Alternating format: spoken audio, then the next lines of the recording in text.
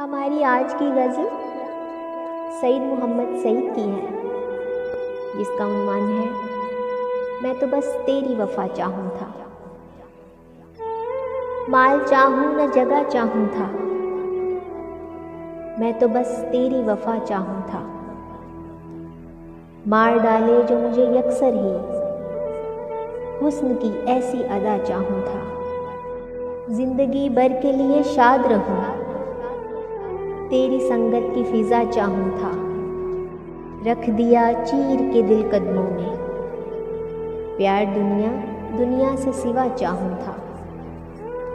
तेरे तानों ने किया था मजबूर, तेरे तानों ने किया था मजबूर, वरना कब होना खफा चाहूँ था। तेरे दीदार से पाऊँ जो सकून, उम्र भर वो बाहुदा चाहूँ था। काश होता कभी किस्मत में सईद, उसकी बाहों में फना।